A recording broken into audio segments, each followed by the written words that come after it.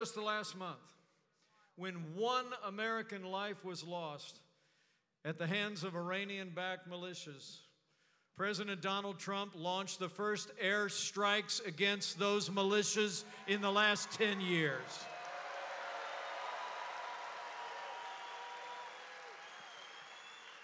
And when militants stormed our embassy in Baghdad on New Year's Eve, this president sent in the Marines. And he said, no more Benghazis.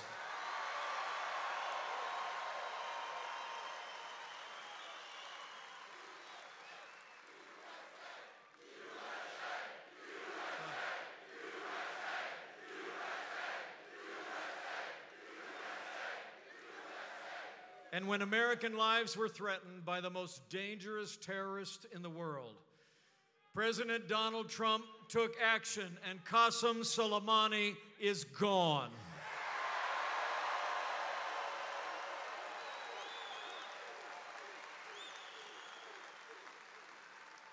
And thanks to the skill and heroism of our military on the ground, despite their missile attack, no American casualties, and Iran is standing down.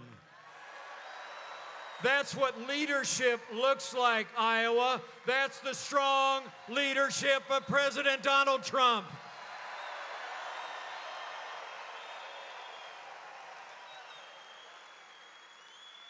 So we've stood for a strong national defense. And I have to tell you, as the proud father of a United States Marine,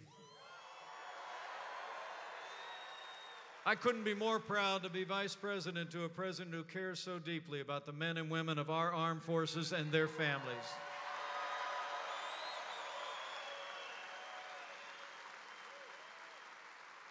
And that includes our veterans. President Donald Trump has stood with Americans, veterans, as never before.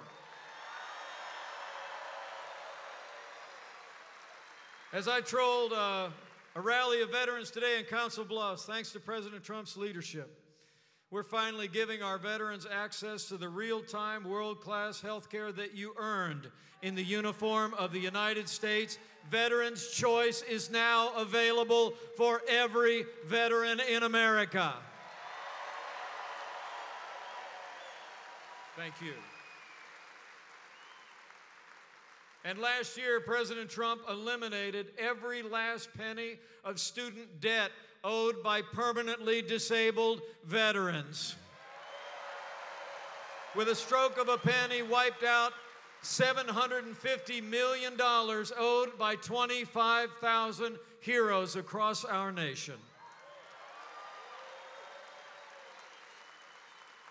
So we've stood with those who serve and those who serve, the heroes who kept our nation safe. But this president knows that national security starts with border security. And under President Trump's leadership, we've made historic investments in border security. Apprehensions on our southern border are down by 70%, and we've already started to build that wall on the southern border of the United States.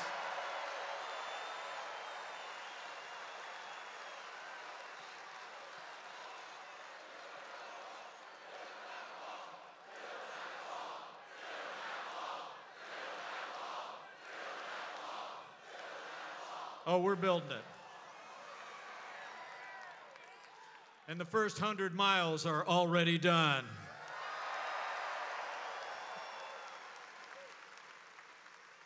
And to support the rule of law, this president has stood every day with the men and women who serve on the thin blue line of law enforcement, and we always will.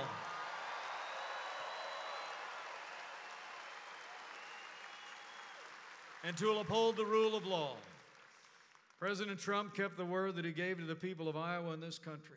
As I stand here today, this president has already appointed more than 180 principled conservatives to our federal courts at every level.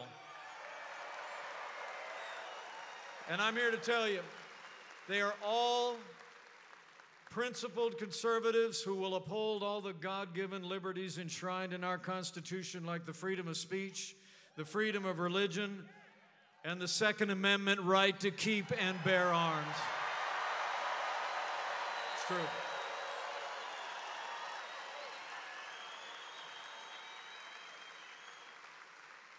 And I say from my heart, I couldn't be more proud to serve as vice president to a president who stands without apology for the sanctity of human life.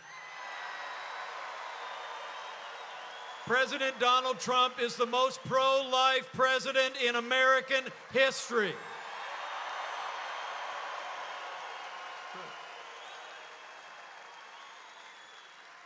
So it's about security. It's about liberty. It's about our values. And it's about three more things. Under this president, it's about jobs, jobs, jobs.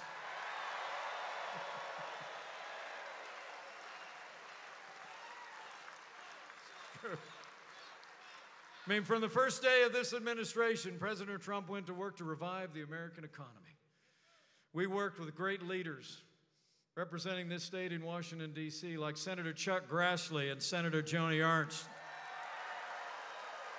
We cut taxes across the board for working families and businesses large and small. This president's actually cut more red tape already than any president in American history, and we unleashed American energy. This year, America will be a net exporter of oil and natural gas for the first time in 70 years.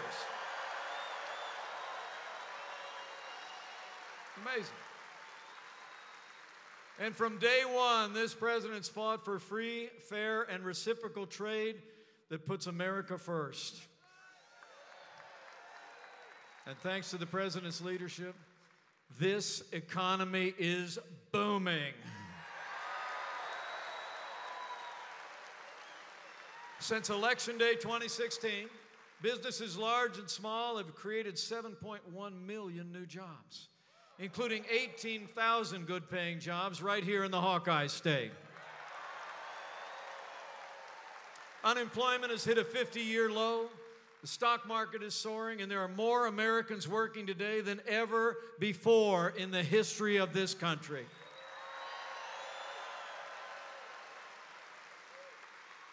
And wages are rising all across the board. You know it, you see it at your place of work.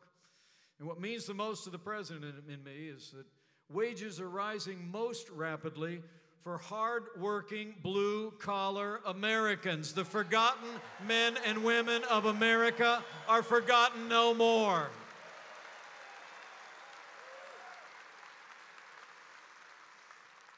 And with the strong help of Iowa's former governor, now Ambassador Terry Branstad, President Trump's been building on that success. We just signed a phase 1 deal with China that will increase agricultural exports by more than $40 billion.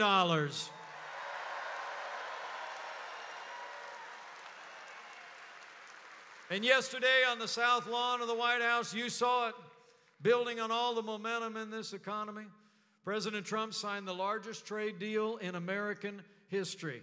Thanks to the president's leadership, NAFTA ended yesterday, and the USMCA is here to stay.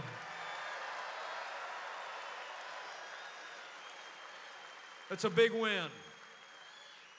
It's a big win for American jobs and American farmers. I mean, the truth is, thanks to President Trump's leadership, with the strong support of Iowa's conservative leaders in Congress and all of you, in 3 short years, we've made America great again.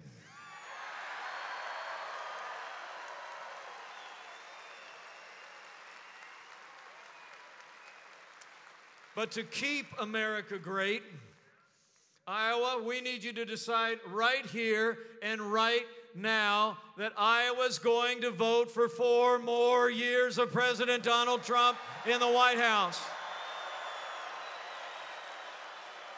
We got to do it.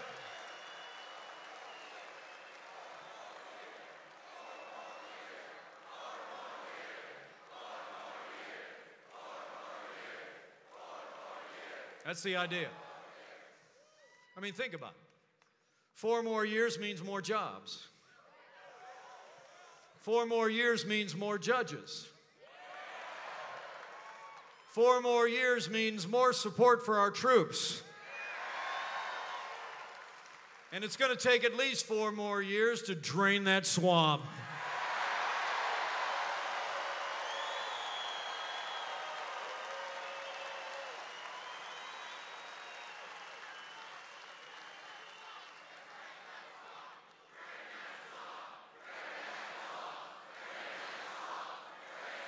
Oh, we're draining it. You know, the choice in this election couldn't be clearer. And I don't have to tell you all here in the Hawkeye State, stakes couldn't be higher. Today we have a president who loves this country, who stands by our military, our workers, and our freedoms. He never quits, he never backs down, he believes in you, and he fights for you every single day. It's true. And then you got this crowd of Democrat presidential candidates running around Iowa these days. Man. I mean, I don't know if you saw that debate in Des Moines the other night. I didn't. I watched the reruns.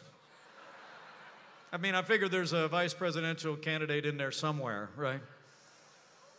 You know, those people were standing so far on the left, I thought that stage was going to tip over.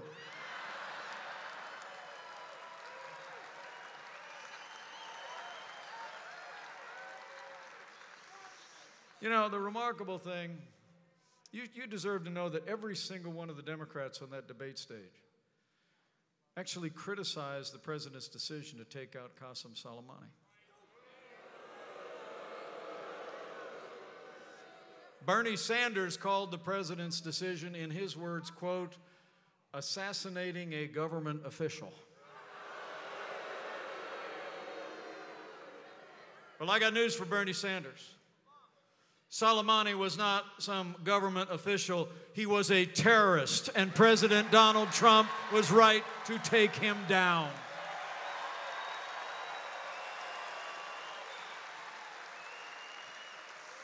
I mean, I don't have to tell you here in Iowa, you see it every day. Today's Democratic Party has been taken over by radical leftists who want higher taxes, open borders, late-term abortion, and openly advocate socialist policies that would crush this economy. And worst of all, after 3 years of endless investigations, the Democrats in Congress actually voted to impeach our president.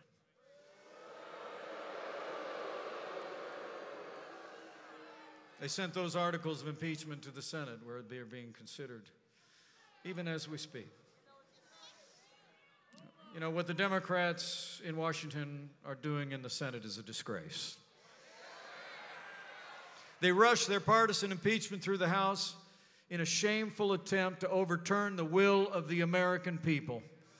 And I got to tell you, I think Democrats are trying to run down this president because they know they can't run against this president.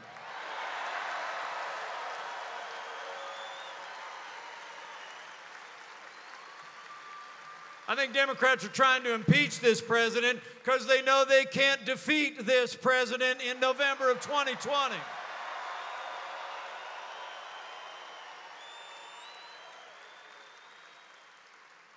But don't worry about it. House Democrats had their say in December. Senate Republicans are going to have their say real soon. But don't forget, come November, you're going to have your say when you vote to send President Donald Trump back to the White House for 4 more years.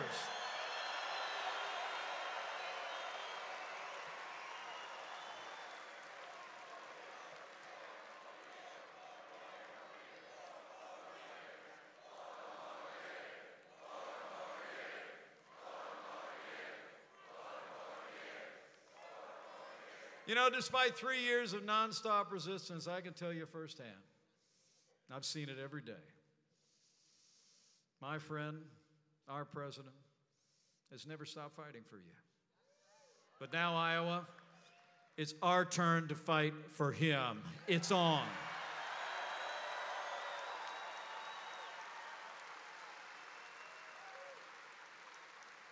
Ladies and gentlemen, I can tell you, President Donald Trump is a real deal. He's a man who says what he means and means what he says. He gets up every day and fights to keep the promises that he made to the people of this great state and the people of this nation. So in every day that remains between now and Election Day this November, and in those caucuses, come this next week, I want you to bring your enthusiasm. Keep voicing your support. Keep telling your neighbors and friends all that we've accomplished under the leadership of President Donald Trump. And have confidence. You know, in 2016, it was all about we were out there campaigning, talking about what this president could do for this country. Now, men and women of Iowa, we can talk about what we've done. So go tell the story to your neighbors and friends in living rooms, places of worship and work. Just tell them everything you heard tonight, everything you're about to hear tonight. And in these divided times, have faith. Have faith in this president whose drive and heart and vision have made America great again and will make America greater than ever before. Have faith in this president.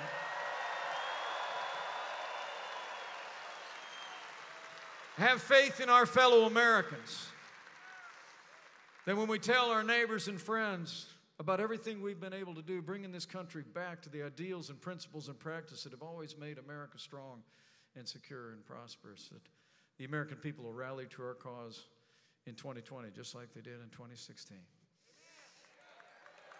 And lastly, if you're of a mind to bow the head and bend the knee from time to time, I'd encourage you to exercise that kind of faith too.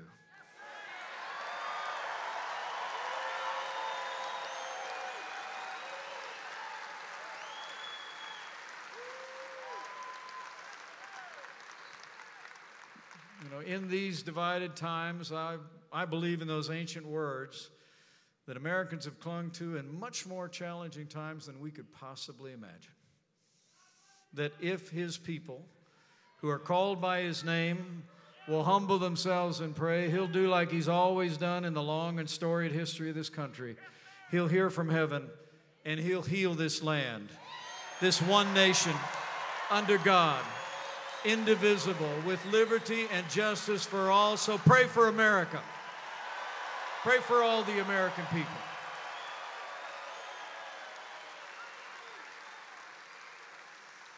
So it's been great to be with you tonight.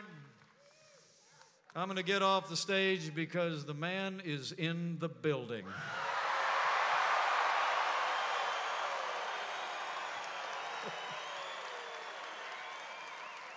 And I know he can't wait to get out here. But I leave here today with renewed confidence. A great day in Iowa, and a great night with you. I know that with your continued support, with strong leaders like your great governor, with those two great senators, your representatives in Washington, with allies in your state house, and with all of your enthusiasm, and with God's help, I know we're going to deliver another great victory for the American people in November of 2020. We're going to keep on winning. We're going to keep America safe. We're going to keep America strong. And with President Donald Trump in the White House for 4 more years, we will keep America great. Thank you, Iowa. God bless you. God bless America. Let's go get it done.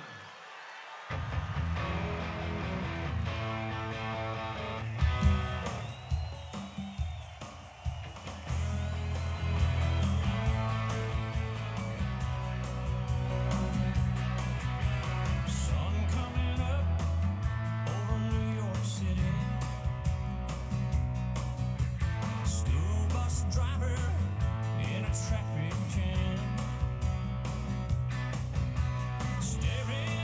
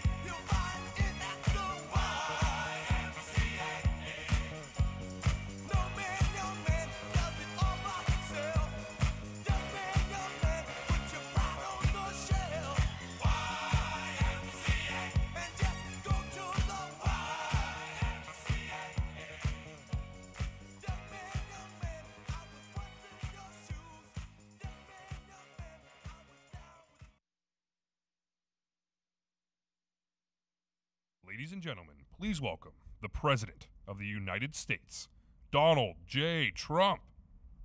And I'm proud to be an American, where at least I know I'm free. And I won't forget the men who died, who gave that right to me. And I gladly stand up next to you and defend her still today. 'Cause there ain't no doubt I love this land. God bless the USA.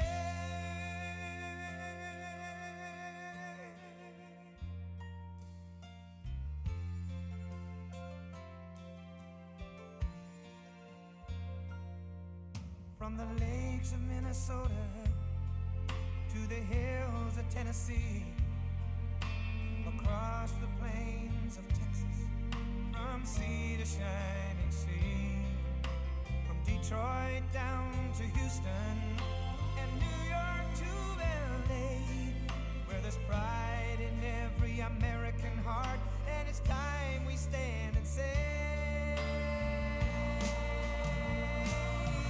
that I'm proud to be an American, where at least I know I'm free. And I won't forget the men who died, who gave that right to me. And I gladly stand up next to you and defend her still today. 'Cause there ain't no doubt I love this land. God bless the USA.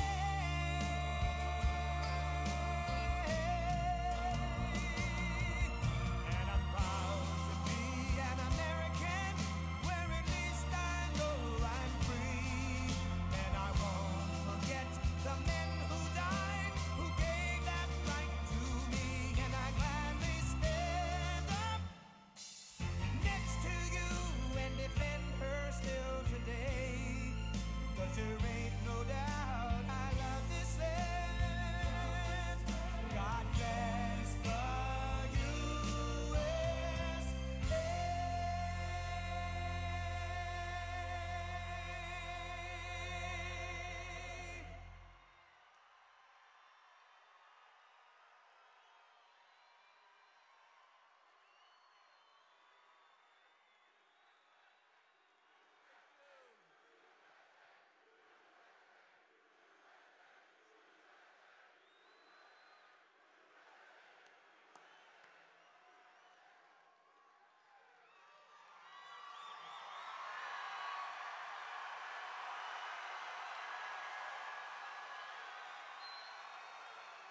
I worked so hard for this state. I worked so hard. You just got two of the greatest trade deals, and add Japan to it, by the way. Let's make it three. 40 billion from Japan. USMCA all done. China all done. For the farmers, it's done, that I can tell you. You're going to have to get bigger tractors and a hell of a lot more land, because you've got to produce a lot of product. I don't know if you can, but hello, Des Moines. It's great to be with you. I'm thrilled to be back in American heartland with thousands of loyal, hardworking American patriots. Great people. This November, we're going to defeat the radical socialist Democrats that are right down the street.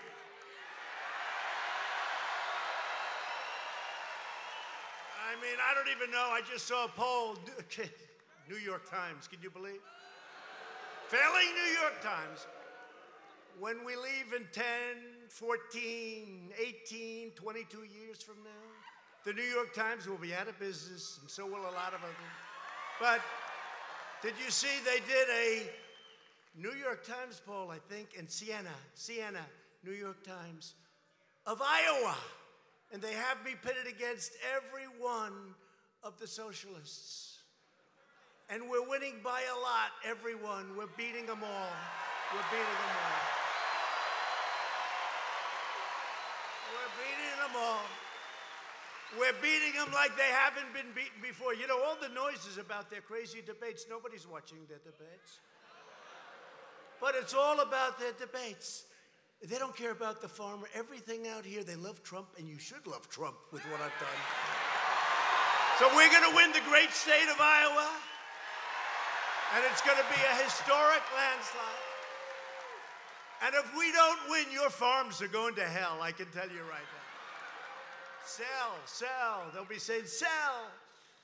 No, we love the farmers, and we love the ranchers, and we love the manufacturers, frankly. You got plenty of that, too, in this state. It's a great state. And you have a great governor, by the way. A great governor. But every day we're achieving extraordinary victories for the citizens of the Hawkeye State. The Iowa unemployment rate has reached an all-time low in history. That's not bad. That's not bad. Oh, let's vote for Pocahontas. Let's vote for Bernie. Let's vote for Sleepy Joe. He's fallen asleep. Joe. He always gets the name wrong. How many times has he missed it? He's in Iowa. He says, great to be in the great state of Ohio. And they say, Joe, you're in Iowa. You can't do that. No matter how great you speak, if you're Winston Churchill, if you make that mistake at the beginning of your speech, it's over. You might as well just wrap it up. There's the fake news. They would just absolutely destroy you. They would absolutely destroy you. You can't do that. You can't do that, Joe, Sleepy Joe. But you have these guys, you have these people. How about Boot Edge Edge? Boot Edge Edge. They call him Mayor Pete. You know why? Because nobody can pronounce his name. Nobody has any idea. Boot Edge Edge. They say Edge Edge. And he presides over a city that's failed. It's doing so badly. In a state that's having the greatest year they've ever had. And they have a great governor also. And they had a great governor. You just heard from him, right? The great state of Indiana. So I don't see that one. Go down the line. We have some people. Let's not talk about him. What happened to Mini Mike? Where is he? He's not running. He's skipping 4 or 5 states. Mini Mike, I've had him up to here. More people are working right now in Iowa than ever before. Now think of it. Think of it. Yesterday, we replaced the NAFTA disaster with the incredible, brand new U.S.-Mexico-Canada agreement.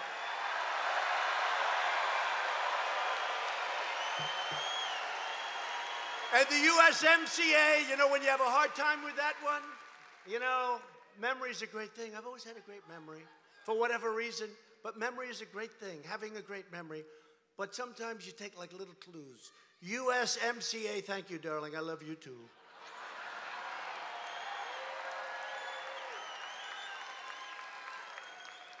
Where is that person?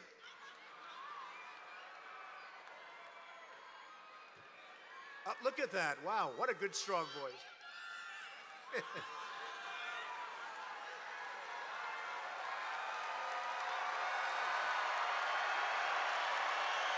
Thank you. But you know how you remember it? The song. I just walked in, they're playing the song, YMCA. So when you're having a hard time, gee, what's US? Just think of the song, YMCA, and you remember USMCA. It's a massive win for Iowa farmers and workers of all kinds. It's a massive win. And it creates some fairness with Canada. It creates fairness with Mexico. Probably the biggest reason that I ran was the unfair trade that I've seen. And one after one, China, Mexico, Canada, Japan, South Korea. We've made all these deals, and we have plenty left over, plenty left over.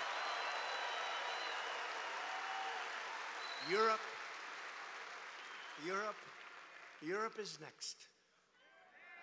I wanted to finish China before we started on Europe. I like to do them one at a time, you know, one at a time.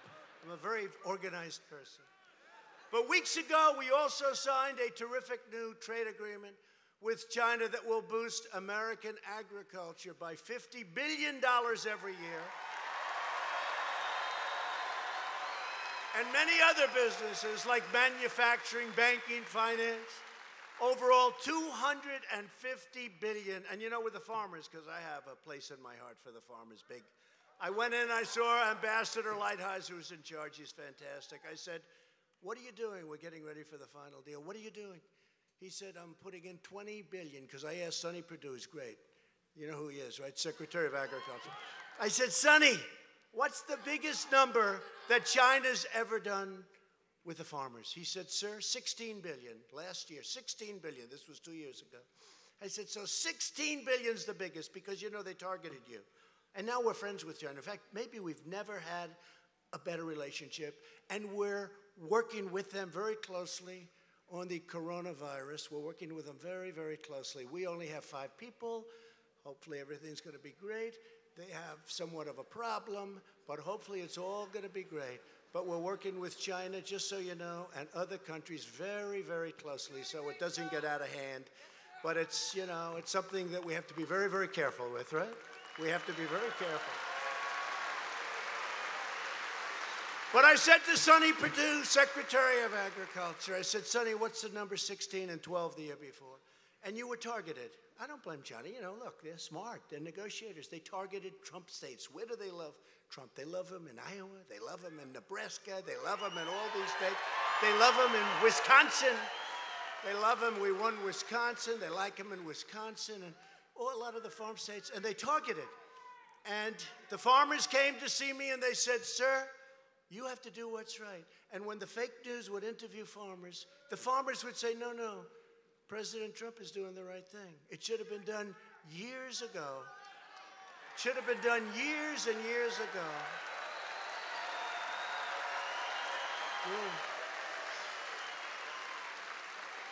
But you couldn't have made it because there was too much money, $16 billion.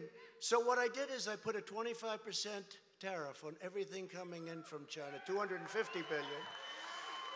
And then more tariffs on things beyond the $250 billion market. We took in billions and billions and billions of dollars. We still are. And then what happened, when I heard about the farmers, and I saw the farmers, they were in the White House.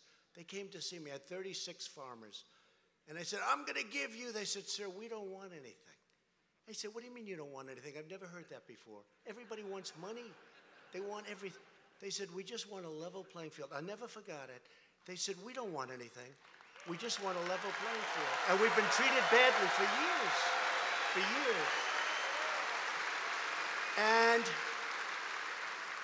And I said, well, you haven't been given a level playing field for many, many years. For decades, you haven't been given a level playing field.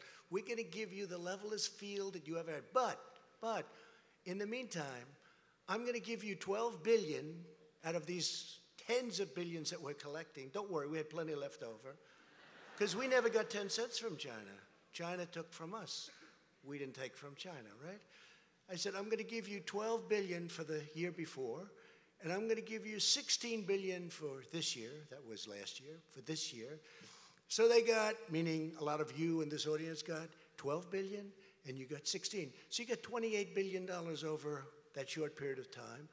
And you were able to actually, in some cases, I guess, thrive. And I told Sonny, I want to take care of the small farmer, too, not just the big monsters. I want to take care of everyone.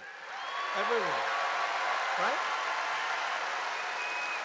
But I never forgot when CNN, fake news, and all these people, they go around interviewing the farmers. They could never find anyone saying bad about Trump. They go into diners. What do you think about Trump? Isn't it terrible what he's doing with the trade? And the farmer would say, no, he's doing what should have been done 20 years ago. Right? And now you people are going to make so much money, you're not going to do. Just, you know what? Just relax, take it easy, put it away, enjoy your life. But you're going to make a lot of money. You're going to make a lot of money. And again, we have never had, because they respect us now. They didn't respect us. We have never had a better relationship with China than we do right now. It's a beautiful story. They respect us. The whole world respects us now. We're respected again. America is respected again. Okay? And we're fighting for products made in America and grown right here in this great, great state of Iowa. To keep America safe, we have fully rebuilt the United States military. It's now stronger, more powerful, more lethal than ever before. We have all brand new equipment, and it was all built in the USA. And thanks to the courage of American heroes, the ISIS caliphate has been totally destroyed, and its founder and leader, the animal known as al-Baghdadi, is dead.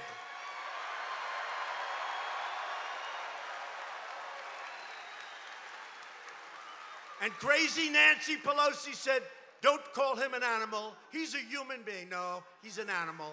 He's an animal.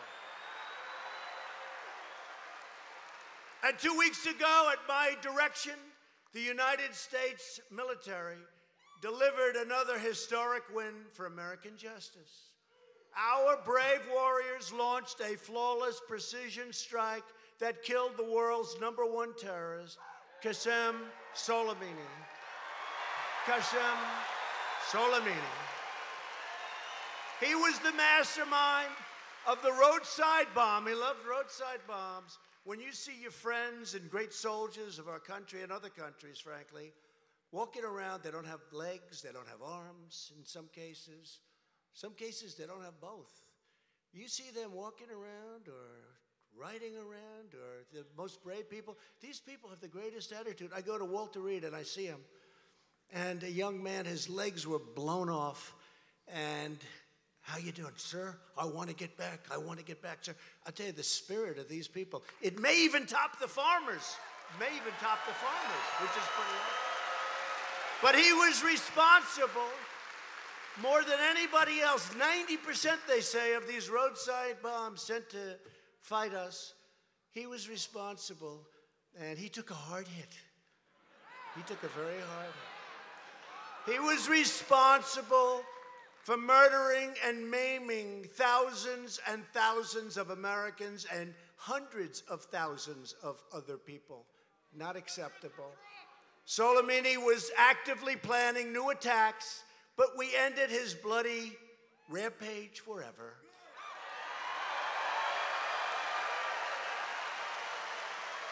Yet Washington Democrats, true, like Crazy Bernie and Nancy Pelosi, opposed our decision to eliminate Soleimani and to save American lives. That had a tremendous impact. While we're proudly creating jobs and killing terrorists, congressional Democrats are consumed with partisan rage and obsessed with a deranged witch hunt hoax.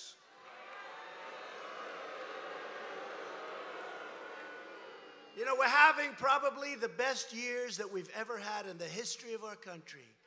And I just got impeached. Can you believe these people? I got impeached. They impeached Trump. The best trade deals, the strongest military. I took care of the vets. We got choice. We got accountability for the vets. Accountability. We got all these things. And they impeach you, President. No, that's not going to work. Watch. Just watch.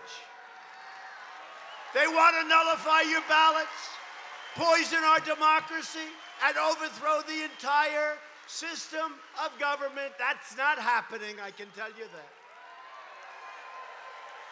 Washington Democrats have spent the last 3 years trying to overturn the last election.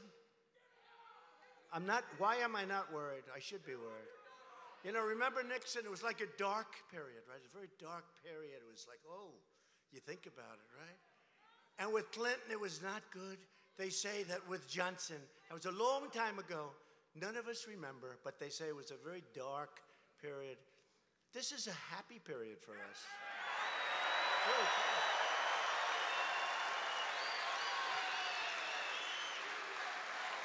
It's a happy period.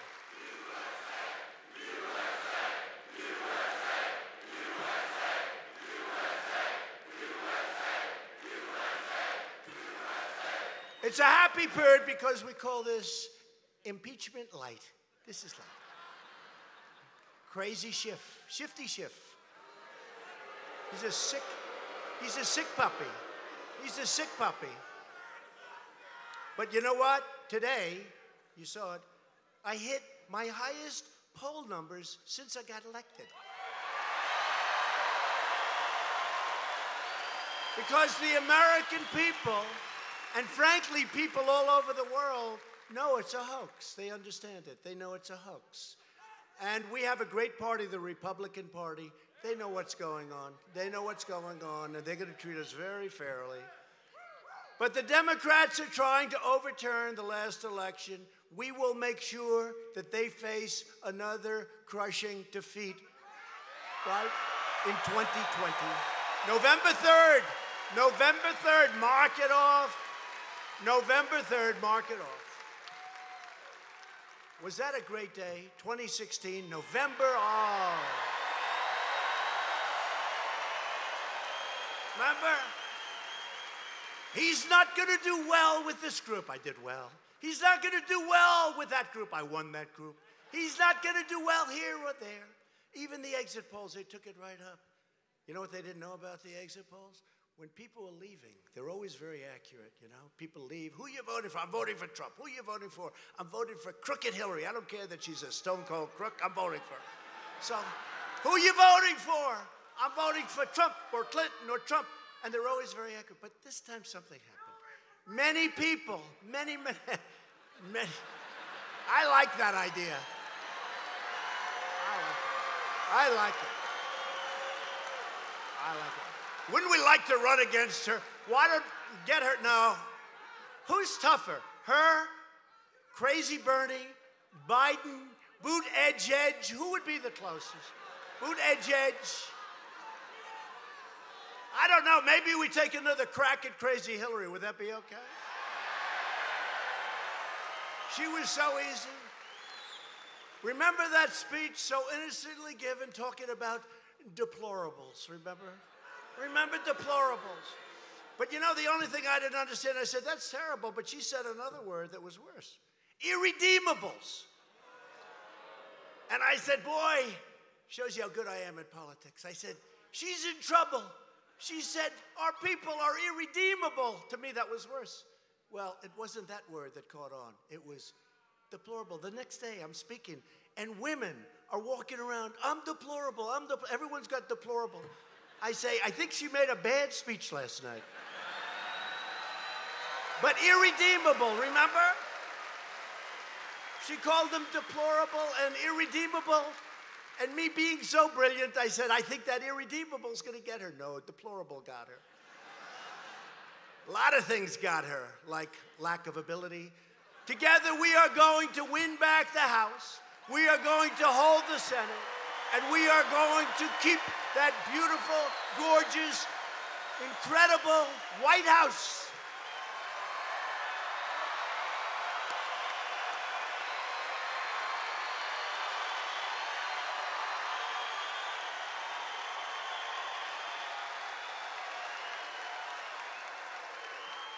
People don't realize this is a lot of work, you know? I just left Michigan, and Michigan is booming now because of me, meaning my people. I say to Prime Minister Abe, he's a friend of mine, Shinzo, Japan, you got to do something. You got these massive deficits for our country. You got to open up plants in Michigan fast, Shinzo, fast. You got to do it. Oh, yes, I will do it. He'll do it, and he's doing it. Countries are coming in from all over the world. They're going to Michigan. They're coming to Iowa. They're buying your stuff again like crazy, like crazy. They're going to Ohio. They're going to Pennsylvania. They're going to South Carolina. They're going to North Carolina. They're going to Florida. They're coming in like never before. They're all coming back. I ran on the issue, trade. I ran on a lot of different issues, but trade was one of them that was so big. To me, it was so big. I used to say, how do we allow these companies to close, fire everybody, go to another country, Mexico, wherever it may be, make product, sell the product into our country, pay no tax? Who the hell would allow this to happen? Who would allow it to happen? It's like in South Korea. I went to them, I said, listen, your deal is no good. We have to make a new deal. South Korea, we're protecting them, all these different things. I said, number one, you got to pay us more. They agreed to. They gave us $500 million a year more. They said, but nobody has ever asked. They gave us $500. That's nothing compared to what they have to do. That's okay. That's okay. They'll pay more. But you know, they made a trade deal with the United States. Hillary Clinton was in charge of the deal, right? And she said, it's going to produce 250,000 jobs. And she was right. 250,000. You know who it was for? For South Korea. Not for us. It was for South Korea. So we renegotiated the deal, if I have your permission. We renegotiated the deal, and now we have a good deal with South Korea. Okay? This deal is going to produce remember? This deal is going to produce 250,000 jobs for South Korea. She didn't lie. Can't say she lied. She lies about a lot of other things, but she didn't lie. How is she taking her defeat? Okay. I think so. Remember the debate? Do you promise, if you lose, that you will support the winner? And I didn't exactly say yes. I didn't say yes, in all fairness. But I got, sort of like 68% there. But she said, see, he won't do it. She's the one that doesn't do it. No. I feel badly because it's too late for her to get in. I kept hoping, but honestly, I think that Sleepy Joe, Crazy Bernie, I don't even want to put Buttigieg in. But I think they'd actually be tougher than her. During this campaign season, the good people of Iowa have had a front row seat to the lunacy and the madness of the totally sick left. This is a radical left people that we're dealing with. Today's Democrat Party, I don't say Democratic Party, it sounds so much better in a speech, right? Democratic Party, the Democrat, but that's not their name. It's called the Democrat Party. Some people aren't allowed to say the Democrat Party because it doesn't sound good. I don't even like it. I don't like the way it sounds in a speech, but I'm going to say it because I'm not looking to have them look good. Today's Democrat Party is run by left-wing extremists who want to massively raise your taxes, increase regulations, cancel your health plans, raid Medicare, shut down American energy, destroy your Social Security. They will destroy your Social Security. Eliminate religious liberty. Punish free speech. Confiscate your guns. Abolish your borders. And indoctrinate America's children with hateful left-wing ideology. Other than that, they're okay. Other than that, they're fine people. In short, this election is a choice between American freedom and democratic socialism. And in some cases, in my opinion, it's worse than socialism. Socialism's a kind word by comparison. The Democrats will lose because America will never be a socialist country. We can't.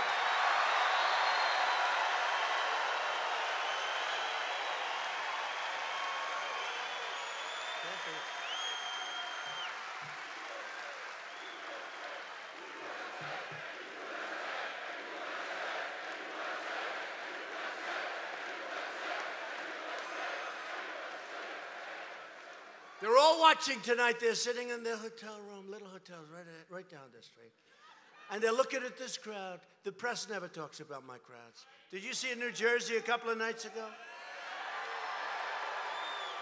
We had sign-ups for 175,000 people. We had an arena that held about 9,000 people. We could have sold it out like 15 times, okay? They don't talk about that. You know what they talk about? They say, Donald Trump, who spoke before a nice crowd. If Bernie or Sleepy Joe Joe had a crowd that was so small the other day that they set up a round table. Right? No, it's true. No, they were in a gymnasium. They were in a gymnasium. And they set up a round table. And people that went there to hear his speech are now being asked, what do you think of socialism? They just said, I just want to be here to watch a speech. They set up a round table because the crowd was so small. And then they'll say, it was a brilliant round table. It was wonderful. They never mention crowds, They never mention crowds. They never mention anything. I'll tell you, USMCA, the biggest trade deal ever signed in the history of the world, okay? It is, wait. It barely got any mention. We signed it, it barely got any mention. They talk about the impeachment hoax, they talk about all the other stuff, but the trade deal that's gonna change our country, it's gonna bring growth. Wait till you see toward the end of next year, the growth will be astronomical because of the China trade deal, the USMCA, Japan, South Korea, Europe. When that happens, it will happen because they have no choice. They have no choice. But in the papers and on the fake news cable shows and the regular, look, NBC is horrible. The NBC nightly news, it's terrible. The good news is people don't watch it like they used to because they don't believe in it. They don't believe in it. And as Sean Hannity would say, MSDNC, you know what MSDNC is, right? So bad. CNN, total fake stuff. Oops, the camera just went off. Look, the camera, it just went off. CNN.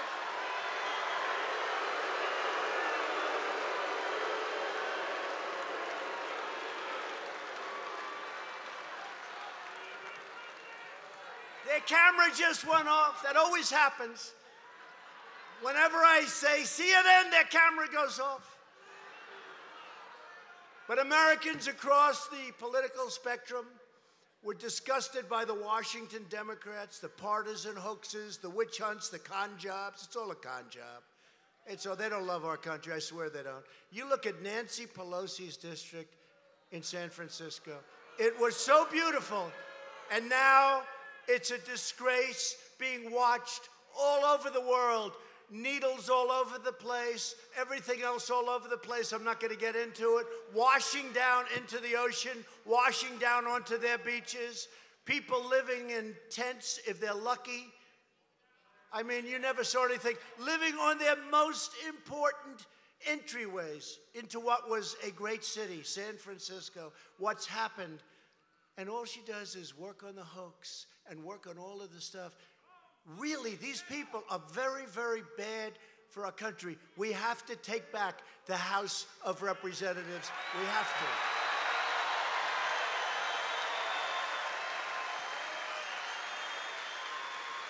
to. Registered Democrats and independents are leaving the Democrat Party in droves, and we are welcoming these people and these great voters to the Republican Party with wide open arms. And we are thrilled to be joined tonight by a lot of your great leaders, a lot of your really wonderful people. I'm not going to mention all the names because, you know, all those cameras that are rolling, they don't like it when I do it. But one they don't mind is Governor Kim Reynolds. Come up, Kim, come up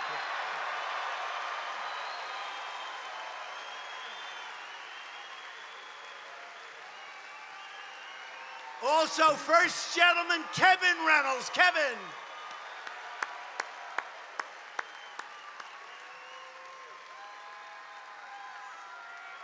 Kim. Come on. Do we love him? Are we going to win Iowa for President Trump? Yes! 4 more years!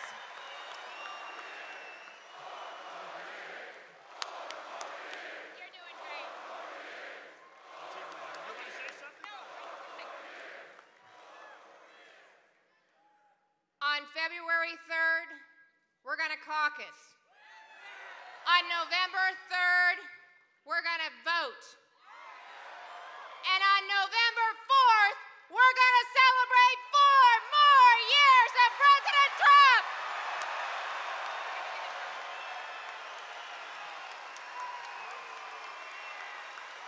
Great job. Thank you. Oh, she was driving me a little bit batty. She'd call me up. Kim, you'd call. What about ethanol? I said, Kim, I mean, I'm doing a lot for that place. No, we want ethanol. Then we want biofuel. Then she's asking for things I never even heard of, but we got them all. Whatever the hell she wanted, we got. And by the way, Joni Ernst and the great Chuck Grassley are right now in Washington fighting for fairness, fighting the hoax, fighting for all of us. So they called, they said, do you mind if we don't go tonight? We have to stay. I said, I don't want you to be there. I want you to be where you are. Because they're fighting for us. They're great people. They're great people. And they would call to Chuck Grassley, Joni Ernst, they'd call, we got to help our farmers, sir. Yes, okay, we're going to help the farmer. They were great. Lieutenant Governor Adam Gregg. Thank you, Adam. Thank you, Adam. Great job, Adam. Speaker of the Iowa House of Representatives, a man with really fantastic genes. Got to have like the best genes in the world. Although you had an ex-governor here that had very good genes too. We have his son in the audience too. But this is Representatives Pat Grassley. Those genes.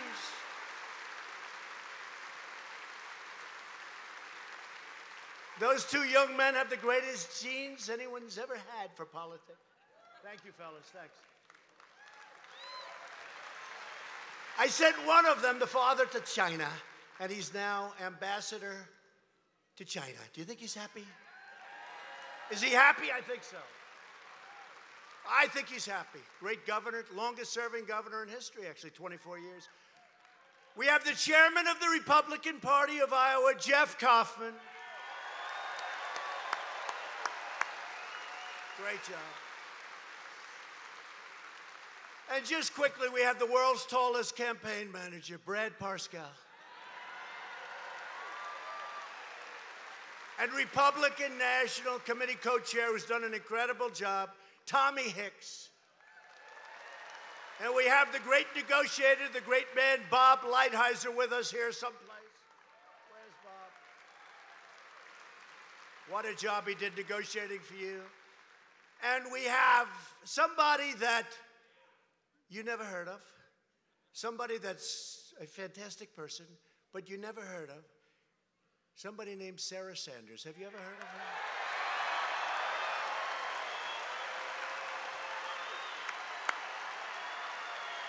Yes? Come here, Sarah. Come on.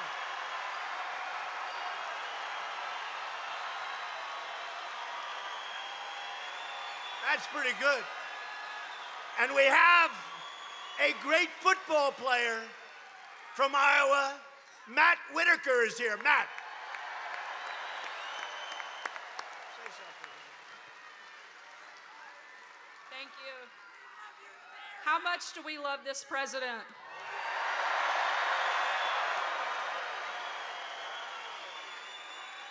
And Mr. President, how much do we love the state of Iowa? So much. This is an incredibly special place. I actually met my husband here in Des Moines, so I love being back in Iowa. It's an amazing place. We're sorry you've had so many crazy liberal Democrats running around here the last year, but the good news is it's not going to matter, because at the end of the day, this guy will still be our president. Thank you very much. God bless you. Thank you, Sarah. Very popular. She was a terrific person, great person. So thanks to Republican leadership, America now has the hottest economy anywhere on the planet Earth, not even close. Every prime minister, president, king, queen, dictator, whatever you want to call them, they all say, how did you do it? And you know, the truth is we have certain advantages, but we also have a people advantage. We have the greatest people in the world. I really mean that. Since the election, we have created 7 million new jobs. The average unemployment rate under my administration, listen to this, is lower than any previous administration in the history of our country. Can you believe that? The lowest unemployment. African American, Hispanic American, and Asian American unemployment rates have reached the lowest levels ever recorded. Think of that. More than 2 million millennials. You know what millennials are? Young, great people with a lot of future. They've gotten jobs and their wages have grown by nearly 5% annually. That's a record. Another record is that between the ages of 25 and 34, people are now working, and that's a record, the number of people, 25 to 34. And under the so-called Trump economy, the lowest paid earners are reaping the fastest gains of any group, and that's a great thing. This is a blue-collar boom, and that's a good thing, too. That's a good thing. Earnings for the bottom 10% are rising faster than earnings for the top 10% for the first time ever. For the first time ever. And median household income is at an all-time high. Just for 1 second, President Bush, 8 years, $450. President Barack Hussein Obama, 8 years, $975. President Donald John Trump, 2.5 years, not 3, because the numbers were taken at 2.5. Now it's actually higher. 2.5 years, including the tax cuts, which are massive, and including all of the regulatory cuts and the other things you've gotten, $10,000. So, no, think of it. So you have 8 years, $450, 8 years, $975, 2.5 years, think of it, $10,000. It's one of the reasons the economy is doing so well. And let the people down the road tell you about that, okay? Let them tell you about that. And those tractors that I told you to buy, your tractors will be 60 years old if they have anything to do with it. They'll be 60 years old, they'll be old, tired, exhausted. Your land will be exhausted, you'll be exhausted. We've ended the war on American energy. The United States is now the #1 producer of oil and natural gas anywhere on earth, by far. We're also proudly promoting American ethanol, and I recently approved E15 to be used all year round. Biofuel also. But the Socialist Democrats want to shut down American energy. They support Representative Ocasio-Cortez. It's a real beauty. That's a real beauty. That's a beauty. I can't even believe it, but I don't want to knock it because the Green New Deal, which would crush our farms, destroy our wonderful cows. I love cows. They want to kill our cows. You know why, right? You know why? Don't say. They want to kill our cows. That means you're next. And they want to wipe out totally Iowa ethanol. They want to wipe it out. But we will never let that side get in. And by the way, that's the least of it. But I don't want to attack the Green New Deal because they might change it. I said to the other day, they said, what do you think of the Green New Deal? I said, well, it should be studied carefully. We should look at it. Look at it closely. I don't want to talk about it till about 2 months before the election.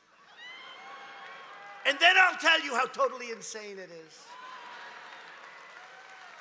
How about this crazy senator? How about this crazy, crazy senator from Hawaii? They said, I'm totally in favor. Not the smartest. She said, I'm totally in favor of the Green New Deal. Well, you know, that would mean there's no more airplanes. Oh. So they started screaming at her in Hawaii. They said, how the hell are we going to get to Hawaii? They said, we're going to build a railroad. She said, oh, that'll be good. The world's longest track. It's the world's longest. She doesn't know that they don't want airplanes anymore. And yet they fly around in brand new Gulfstreams, in brand new planes all over the place. They're flying from place to place. They're talking about the carbon footprint. We're going to destroy the carbon footprint. What time is my plane taking off, please? To lift up forgotten communities, the Republican tax cut launched opportunity zones. Jobs and investment are now rushing into over 60 newly, and this is incredible, brand newly designated opportunity zones right here in Iowa alone. Rich people are investing vast amounts of money. Tim Scott, Senator Tim Scott, South Carolina, came into my office. He said, I have an idea that I've wanted to do for years, but we've never had a president that could pull it off. I said, what is it, Tim? And he talked about opportunity zones. First time I heard it. And we did it, and there is nothing, nobody's ever seen anything like it. Money is being poured into these communities that would have never been there. What's happening is incredible. Opportunity zones, remember it. For decades, politicians ran for office promising to protect American farmers and workers. You've heard it all your lives, right? But then they went to Washington. They looked at those beautiful marble columns and that gorgeous ceiling painted in all that gold, you know, the way they used to build the buildings. They don't build them that way anymore. We could, but they just don't know how. By the way, we're building the wall. You know, the wall's over 100 miles long. It's over 100 miles long already and moving fast. So they went to Washington and they sold you out. That's what happened. They sold you jobs out. They sold everything out. Globalist politicians allowed other countries to raid our factories, ravage our farms, rob our workers, and ransack our communities. But the era of economic surrender is over because now we are finally putting America first. America first.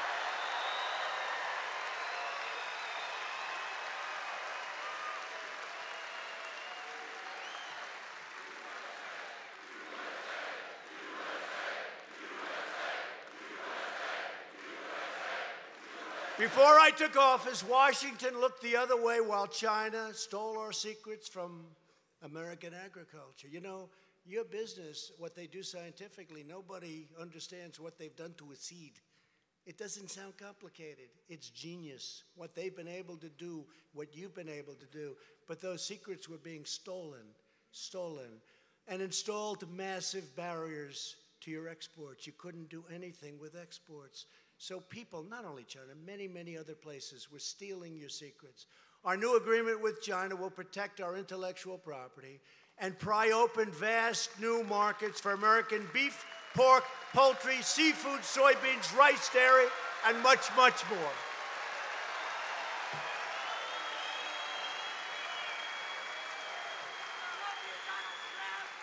But you know, it is true.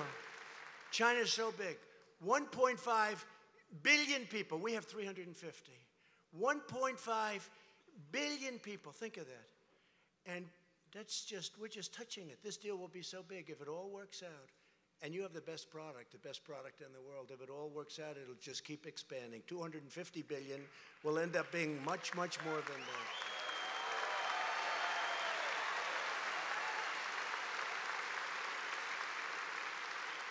And you know, I've told the story before. When we were signing, we were almost finished, and I said, how much are the farmers getting? Meaning, how much are they going to purchase from the farmers?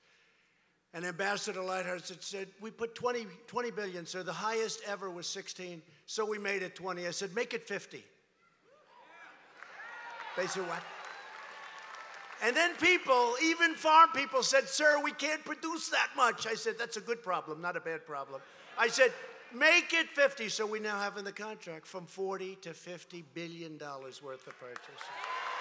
Make it 50. Make it 50.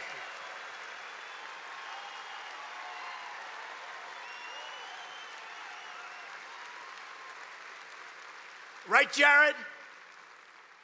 I said, Jared, you better make it 50. I want those farmers to come back and say, sir, we can't do it. We can't produce that much, sir. What are you doing to us? I don't think that would ever happen. Do you think that would ever happen? I said, they'll figure a way. He's going, absolutely not. No, I said, don't make it 20, make it 50. The USMCA is another colossal victory for American agriculture like you've never had before. It's time. You know, we suffered for a year and a half, almost 2 years. Think of it, but not really, because I was able to give you those. I won't call them subsidies. I made that mistake once with the farmers. I said to this group of farmers that came in, subsidy. I used the word subsidy. That was the worst word. Sir, we don't want subsidy. Please don't ever use that word. I said, I won't, I promise. But we helped. And it will increase total agriculture exports by more than $2 billion annually. Think of that. including the huge dairy in Iowa dairy, pork, and poultry alone. So $2 billion just in those small fields.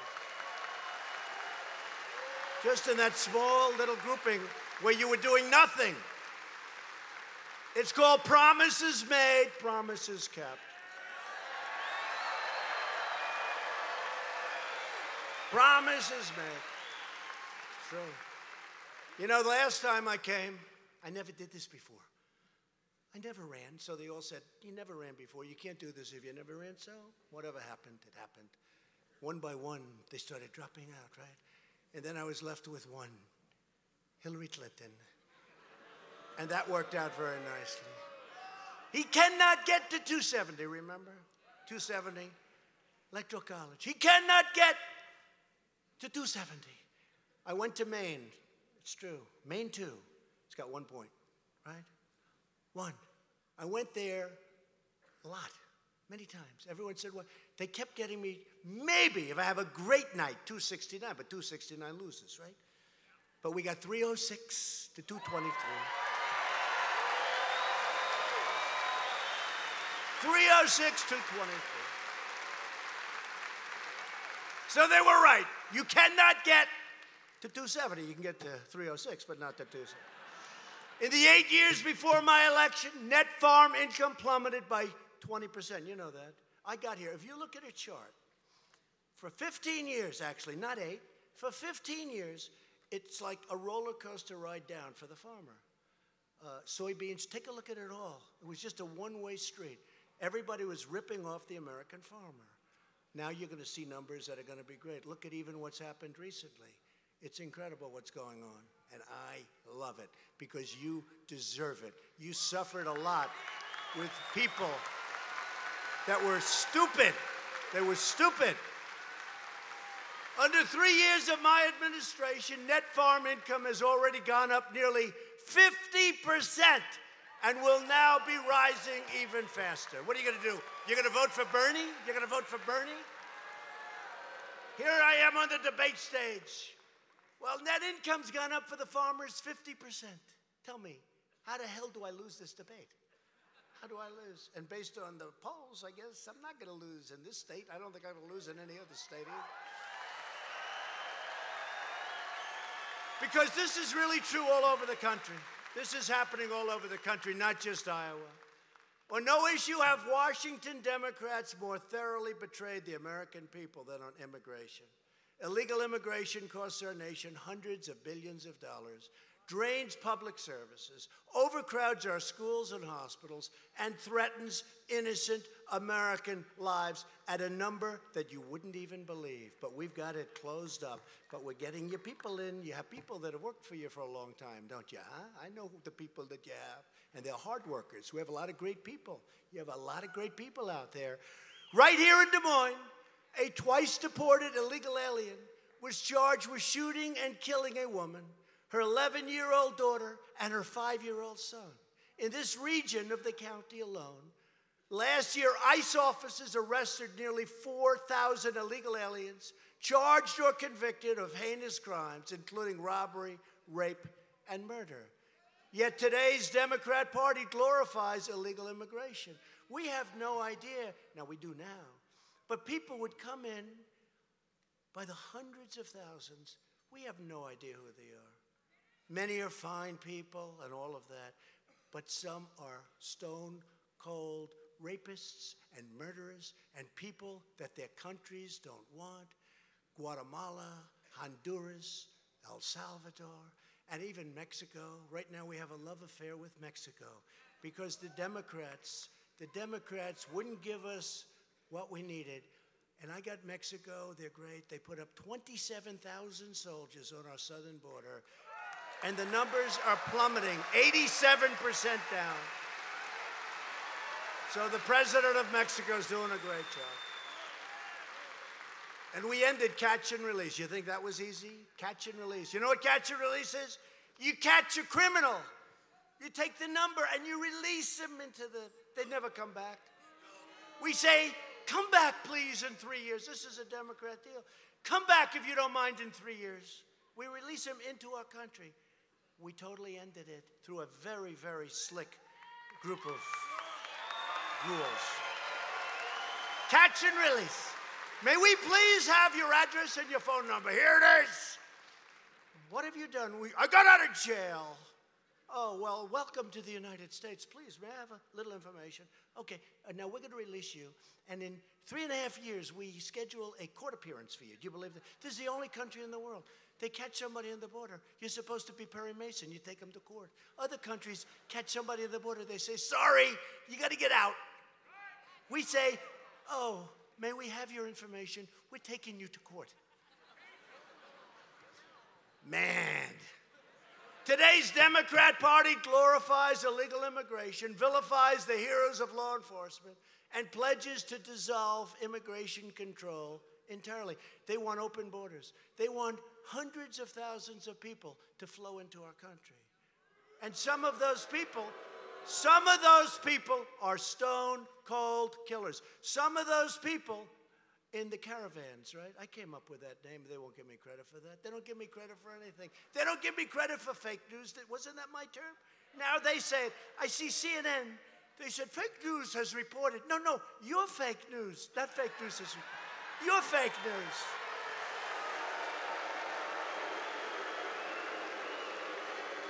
They turned the term around. They're reporting that fake news is reporting their fake news. Left-wing politicians even support deadly sanctuary cities that release criminal aliens directly onto American communities. We don't want them. In New York City, the mayor's sanctuary policy recently forced the release of a criminal illegal alien charged with assault. After being set free, the same criminal raped, brutalized, and murdered a 92-year-old woman. They wouldn't give him to the ICE warriors. They're warriors. They're tough, and they love our country. They're very tough, and they love our country. And they're taking MS-13 gang members. They're about as tough as you get. They're taking them out of our country by the thousands. By the thousands. And that's a tough job, but they love to do it. They love our country. Sanctuary city policies aren't just wrong. They're immoral, and they're lethal, and they really are something that has to be stopped. They have to be stopped now. What's happening is a disgrace. Thankfully, here in Iowa, your great Republican governor, sometimes referred to as Governor Reynolds, signed a statewide ban on sanctuary cities. Thank you, Kim. And that is why we need to elect more Republicans nationwide to end sanctuary cities in all 50 states. Thank you, Kim Reynolds.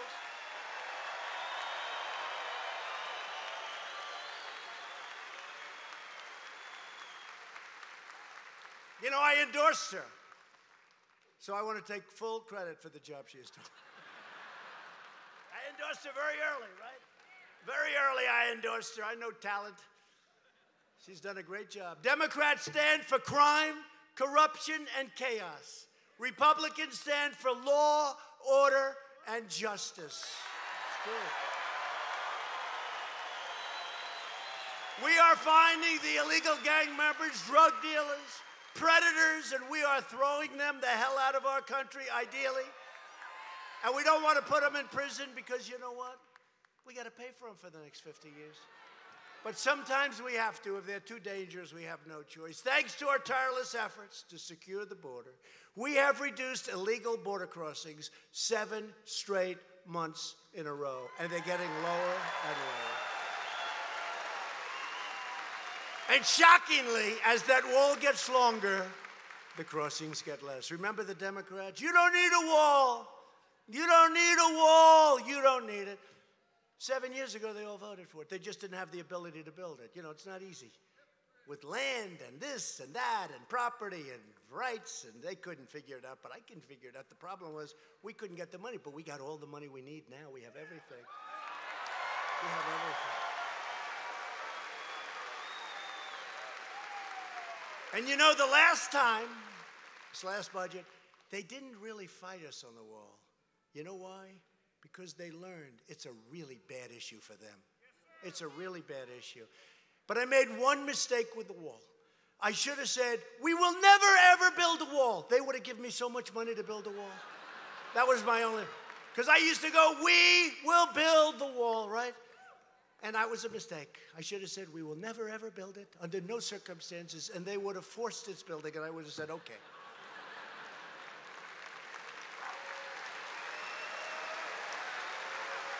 And by the way, in all due respect, you know who's going to pay for the wall, right? Oh, no, they play, the fake news plays. No, through remittance, illegal aliens from Mexico are going to pay for the wall. That's what it is. Remittance. 100%. Because when I say something, I mean it. I said I was going to build a wall, and you think it's easy. When you have a party that controls the House, you got to end that. You got to end that. You know, they said they picked up the House in 18, but I didn't run in 18. You know, big difference when you run. 16 I ran, 18 I didn't run. And they did. They picked up some seats. I didn't run. But I'm running this time, and we've got to take back the House. And Kevin McCarthy will be a great Speaker of the House. Kevin McCarthy will be a great Speaker. Watch. But getting something built when you have a party that controls one of the three, getting it built is, honestly, I don't want to brag, nobody else could have done it. Nobody else could have done it. And it's the real deal wall. It's the wall that border security wanted. Remember, I thought I could just build concrete slabs. They didn't want that because you have to be able to see through. I said, oh, come on. This is the expensive version. This is the best version. This is steel and concrete and rebar in between. It's really something. Did you see the other day where drug dealers got caught at the top? They couldn't get over. We had to get the fire department to get them down. They couldn't get over, and they're like mountain climbers. They got used to climbing. They got caught. Because you know that panel? That's an anti-climb panel. It's very hot and very tough. It's a very hard panel to climb. The panel on top. Sometimes they say, you know, I'd rather do without that panel because I'm a very visual person. They said, sir, that's anti-climb panel. I said, oh, it is? Okay, let's put it on. Sure. Anti-climb panel. And the wall is the top of the line. That's what they wanted. Mostly 30 feet tall. That's very tall. That's maximum. And it's really doing a big trick. A lot, wherever we have it. You know, 100 miles is all of a sudden a lot. But where you have that, it's incredible. 99.9%, especially when we're watching it. We're watching the sections. Illegal crossings now are down 75% since last spring. And the powerful border wall is... We're starting to set, I mean, pretty soon we'll be setting records in speed. It's going up very rapidly, and you're seeing it all over, and it's going to be really something very, look, it would be nice if we didn't have to have it. It would be great, but we have to have it. You know, they said, oh, we can have drones. Oh, what are you going to do? Drones flying around. When people are going through your border with nowhere, they're going to have drones flying around. And they know, because they were all for it. They were all for it. Now all of a sudden they're against. But they want drones. Well, we're going to have drones too. But the drones are policing the wall. And people, in terms of human trafficking, people don't even talk about it. The worst, because of the internet, sadly, the worst in the history of our world, all over the world. Trafficking in women and children, all over the world. All over the world. The worst it's ever been. But when we have this border, it makes it very, very tough for them to come into the United States with women and with children stuffed in trunks in the back of a car.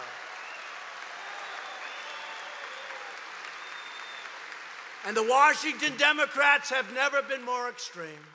132 congressional Democrats have signed up for Bernie Sanders' government health care takeover bill. It's a takeover of your health care that would strip all of those 180 million great Americans of your private coverage. You want that. You got great deals. You're able to negotiate. You're able to keep your doctor, keep your area, keep your hospitals, keep everything that you wanted. Now they want to take it away. Report to an operating room when you have a cold, okay? In your local hospital. I don't think so. 180 million people. But I'm not going to knock it because I want Bernie to bring it right up to the end and we'll debate it the day before the election, okay? We are saving your health care while socialist Democrats are trying to take away your health care. And Sleepy Joe has no idea what he's even talking. He doesn't even know what he's talking about. He's so lost. Honestly, that poor guy is so lost. They talk health care. She said it's over for him. It was over for him, actually, if you knew him a long time ago. Now it's really over. We are making health care better and cheaper. We got rid of the individual mandate, the most unpopular thing, which essentially killed Obamacare. And we are protecting people with pre-existing conditions, and we always will, the Republican Party. We're stopping surprise medical billing and making everything totally transparent. And I signed it already. Everything now is going to transparencies where hospitals, doctors, everybody has to tell you how much things are costing. Watch those prices come down. Right? Right? I have an expert on healthcare. He said transparency, because it's a big deal. It's a big deal. Nobody else would have gotten it done, that I can tell you. Transparency is bigger than healthcare, because you will see prices tumbling like you wouldn't believe. People go in for a blood test. They get charged $2,700. Down the road, they get the same test for $57. The same exact test. Maybe it's better. Maybe it's better. It's crazy. When you have transparency, it's all going to come. You watch. You watch. But this person, a real expert, said, this is bigger than healthcare, and I got it done. Unfortunately, it won't really start kicking in till after the election, because it takes a period of time. They have certain statutory requirements, etc. Well, you better let me win. Can you imagine? Can you imagine? I did transparency. I took the guts. I did transparency. And then I'm going to watch as somebody else says, didn't he do a great job for transparency? And you better let me win, because I want the credit for that one. We're buying cheaper drugs from other countries and approving more generic drugs than ever before. We are defending your right to keep the doctor. We are defending your right to keep your plan. Remember Obama 28 times, you can keep your doctor. You can keep your doctor. 28. You can also keep your plan. You can keep it. You can keep it. 28 times he lied. We should impeach him. No, he got it on a lie. He got it on a lie, but we've run it much better. But essentially, it's totally different because of individual mandate, because that really took the guts out of it. And we're running it much better. I had a choice. Do we run it well or do we run it poorly? If we run it poorly, everyone's going to blame me. If we run it well, everyone's going to give him credit, especially the fakers back there, right? But you know what? We got to run it well, but we're coming up with a health care that if we win the House, we will have the best health care of any country in the world by far. We're fighting the lobbyists and we're fighting the special interests, in case you didn't notice. And we are serving only you. And thanks to our bold reforms, we're now offering health plans that are 60% cheaper than Obamacare. We're offering a lot of different things. And we have just passed recently, 10 months ago, right to try. I love right to try. You know what that is. That's people are terminally ill and they can't use medicine because, and they've been trying to pass this almost for 50 years. You can't use the medicine. We have the greatest doctors, labs, hospitals in the world. They come up with a medicine, but it has to go through the FDA procedure, right? And you can't do anything. You can't use it. They won't let you use it. Now I have you sign an agreement. You're not going to sue the United States. You're not going to this, your family, et cetera, very simple. And they can use it. And you have no idea the results that are taking place. You have no idea. You have no idea the results. People's lives are being saved. And for me, it was simple. I said, wait a minute. You're worried about hurting somebody. These people are dying. They're terminally ill. They're admitting they're terminally ill. And you won't let them use the drug that may work.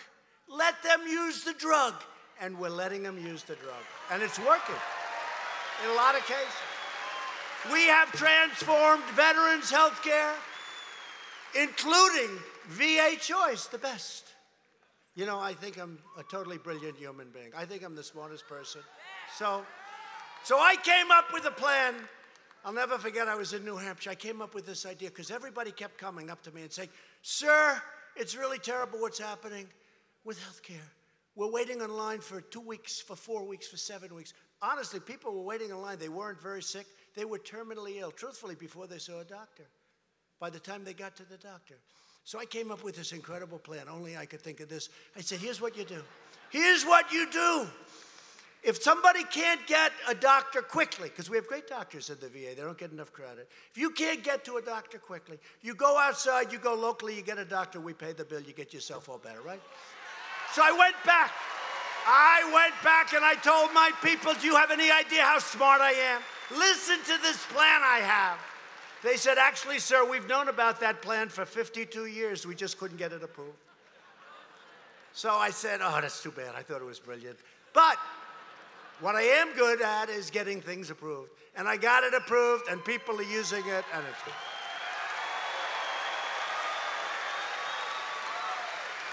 And I know the people of Iowa don't care about this, but we are making substantial investments in rural health care. We are combating the opioid epidemic. Drug overdose deaths have declined for the first time in nearly 31 years. That's a great thing. And our great First Lady is helping us with that. That is such a big thing for Melania. Big, big thing. She is really involved. And we will never let the Democrats give away your health care to illegal immigrants, especially when we say, come in, we'll give you health care. You know, it's one thing, they come in, it's like a rough situation, because we all have hearts. But when people are saying, like in California, this wacky governor, he says, come in, we're going to give you health care, we're going to give you free education, we're going to give you everything. We're going to give you a beautiful Rolls Royce. See, to show you how fake they are, one of the newscasters said, Donald Trump said that the governor of California promised a Rolls Royce to illegal immigrants. He didn't promise them. This was a lie and a misrepresentation by President Trump. They can't take a little humor. They can't take it. These people are sick. They're sick. No. They're sick people. Them and Shifty Schiff is a very sick person. He lies awake at night, shifting and turning, shifty. Shifting and turning in his bed, sweating like a dog. How am I going to get him? He didn't do anything wrong. How am I going to get him? Oh, what a sick guy he is. Virtually every top Democrat also now supports late-term abortion, ripping babies straight from the mother's womb, right up until the moment of birth. That is why I have asked Congress to prohibit extreme late-term abortion, because Republicans believe that every child is a sacred gift from God.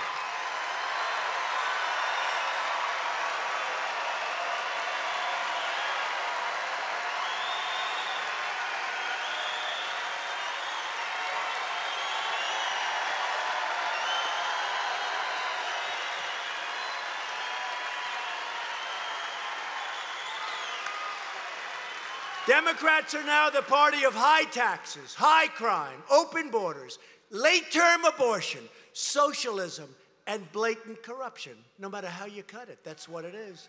The Republican Party is the party of the American worker, the American family, the American dream, and the late, great Abraham Lincoln. You know that, right? Abraham Lincoln, honestly. Remember, I always said, I can be more presidential than any other past president, other than perhaps Abraham Lincoln when he's wearing the hat, right? Because it's easy to be presidential, but I only have about 3 people in front of me. Good evening, ladies and gentlemen. Is everything okay in Iowa? Oh, I see. The world is ripping you off. Well, there's not a thing I can do about that. Thank you. Good night, everybody. Good night. No, we got to do it the right way. Republicans, and by the way, can I be honest? Doing this takes far more talent than doing that. Doing that is very easy. This is not easy, especially when you just left Michigan and you just left other places. And you got maniacs doing a number on you all the time for 3 years. You got the maniacs for 3 years. I think before I came down the escalator with our future First Lady, I think really they were doing it then. They started even before I came down on the escalator. These people are maniacs, so you have all that. So you're fighting that, and you're doing farm bills. We got your farm bill approved, by the way. We got your farm bill approved. I don't even mention that because that's massive by any other standard, but it's peanuts compared to the USMCA and the China deal, right? So I don't even mention it. Anyway, Republicans are fighting for citizens from every background and from every race, religion, color, and creed. It's true. And our numbers with African American workers, people, are through the roof. Are through the roof. Because, remember I used to say, what do you have to lose? I'd read down the worst on crime, the worst on education. They got this, they got that, they got 10 different things. All horrible. And one day I'm in front of this tremendous group of people, and I'm reading this list, African American. They have the highest crime rate. They have the highest this. They have the worst education. They have the worst schools. They have the worst. I said, stay with me, because they were with the Democrats for 100 years, more. I said, stay with me. What the hell do you have to lose? And you know what? You know what? Remember that? And now they have the best employment and unemployment numbers. They have the best poverty numbers. They have numbers that nobody would believe. They're doing so great. It's so great to see it. It's incredible. Youth unemployment, African-American youth. It's been great. We're asking all Americans to join our incredible movement. We are a big tent and a big party with big, bold, beautiful ideas for the future. We're what the country was based on originally. It was called greatness. It was called greatness. And during National School Choice Week, school choice, everybody, we continue our fight to rescue children trapped in failing government schools. Iowa became one of the first states to pass school choice. That was over 10 years ago. Now Governor Reynolds, Senator Ernst, Senator Grassley, and more than 100 members of Congress are supporting our plan to give school choice to every child in America who needs it. It's a great plan. To give former prisoners a second chance at life, we passed criminal justice reform. Think of that. Think of that. We had a lot of great conservatives who wanted it. We had liberals who wanted it. They couldn't get it passed. President Obama couldn't even come close. He didn't try too hard. He talked like, oh, I'll try. To uphold the rule of law, we have confirmed 191 federal judges, a record, who will interpret the Constitution as written. And 2 great Supreme Court justices, by the way.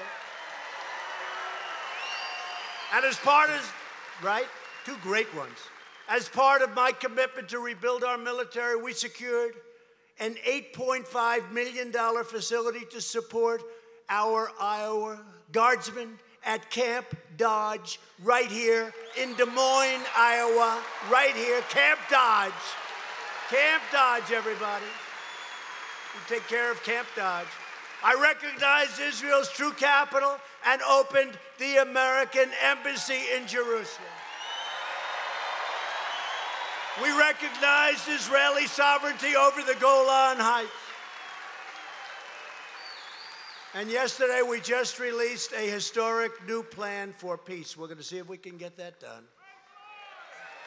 It's one of the toughest deals of all.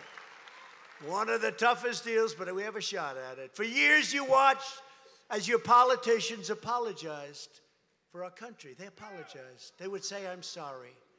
Now you have a president who is standing up for America, and we are standing up for the great people of Iowa. We are standing up for Iowa. At stake in our present battle is the survival, frankly, of our nation. Look, you know, I can make this speech really short. All I have to do is say, hello, Iowa. You have no choice. You have to vote for me. Otherwise, everything that you've built in your entire life will be gone. Goodbye, Iowa. Have a good time. Instead, I work my ass off up here, okay?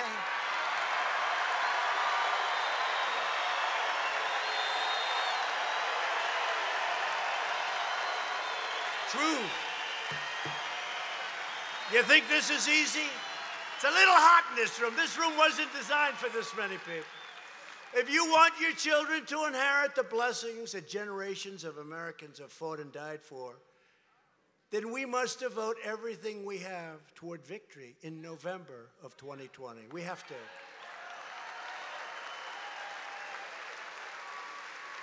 And by the way, for those beautiful farmers that want to leave your small farms or businesses to your children, because of our great tax bill, the biggest tax cut in the history of our country, the biggest that you benefit by.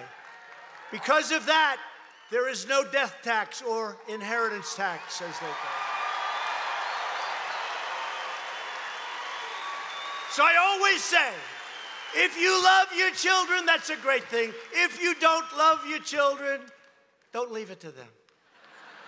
And that particular tax won't matter. But if you love, is there anybody here that does not love your children? Is there anybody here who loves your children? Well, it's Iowa. It's Iowa. You love your children. No, you have no tax to pay. You leave your, you know, in the old days, meaning before Trump, what would happen? You'd leave your farm, they'd assess your farm for a massive amount. The kids would go out to a bank, they'd borrow money up to their eyeballs, and they'd end up losing the farm. Now you can leave your farm, and they did that to pay the tax. Now you can leave your farm, you don't pay inheritance tax or estate tax. Nice, right? So when you're looking down at your children, you're saying, oh, did you get lucky? Did you get lucky? Look at them, they're enjoying life. But only this way can we save the America we love and drain the Washington swamp once and for all. That swamp is bad. That swamp is bad. I had no idea it was going to be this sick and this degenerated. It's a degenerate swamp. I had no idea when I came out, I said, we're going to drain the swamp. I had no idea the swamp was that evil. But we're winning. We're winning because we're in the White House. We're winning. And with your help, we will lift millions more of our citizens from welfare to work, dependence to independence, and poverty to prosperity. That's what's happening all over our country. Together, we will elect a Republican Congress to create a fair, safe, sane, and lawful system of immigration. It's already happening. We will continue to enact new trade deals that result in more products made, raised, farmed, and grown right here in the USA. We will achieve new breakthroughs in science and medicine, finding new cures for childhood cancer, and ending the AIDS epidemic in America in less than 10 years. We've already started. Should have been started in the last administration. Incredible. Should have been started earlier, but we started. In less than 10 years, the AIDS epidemic will be eradicated, will be gone. Who would have thought, who would have thought that was possible? When they came in and told me that a couple of years ago, I said, really? Nobody knows that. Incredible, the strides that we've made. We will defend privacy, free speech, religious liberty, and the right to keep and bear arms.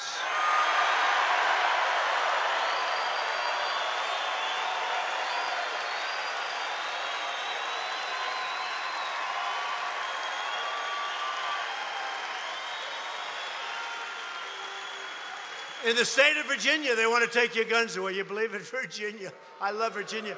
Of all states, they want to take your guns away. The Democrats, it's not going to happen.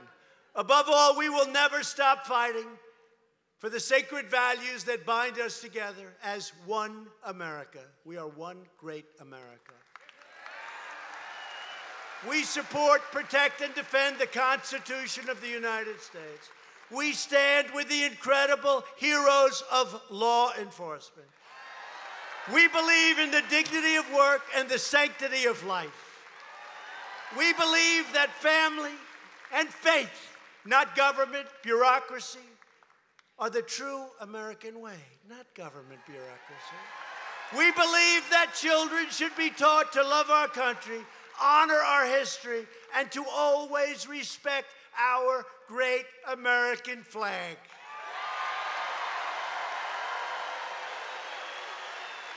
And we live by the words of our national motto, "In God we trust." We live by those words.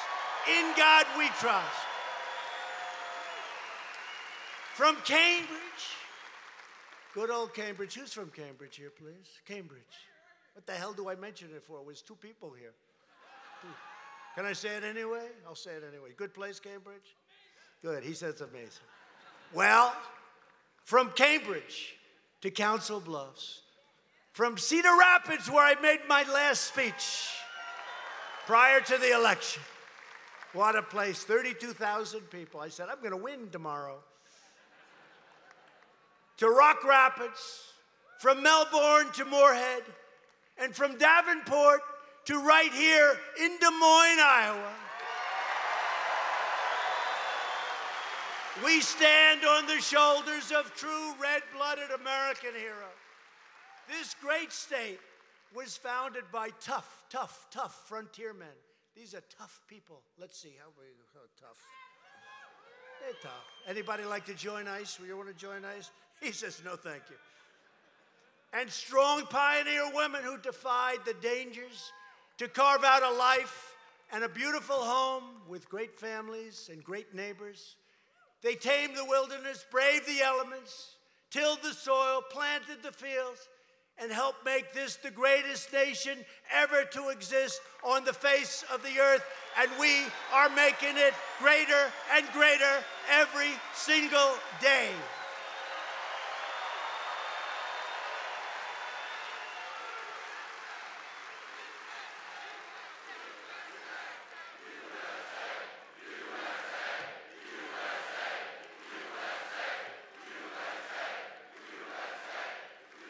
Proud citizens like you helped to build this country, and together we are taking back our country. We are returning power to you, the American people, where it has always belonged. It's coming back to you. You see that? With your help, your devotion, and your drive, we are going to keep on working, and we are going to keep on fighting, and we are going to keep on winning, winning, winning. We are one movement, one people, one family, and one glorious nation under God. America is thriving like never before, and ladies and gentlemen, and especially the great ladies and gentlemen of Iowa, the best is yet to come. True. Because together we will make America wealthy again. We will make America strong again. We will make America proud again. We will make America safe again. And we will make America great again. Thank you, Iowa. Thank you. Thank you.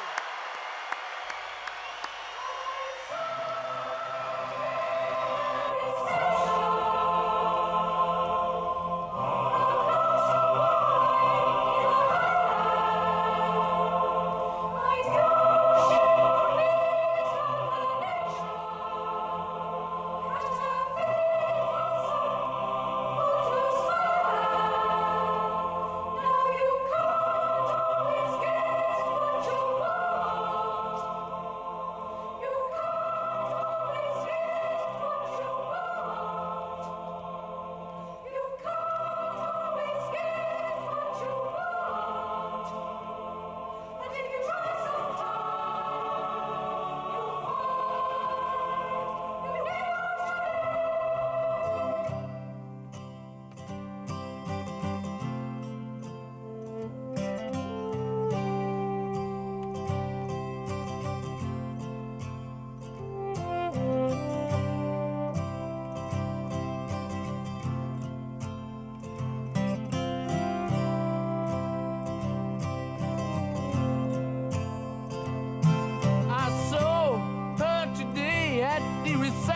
station.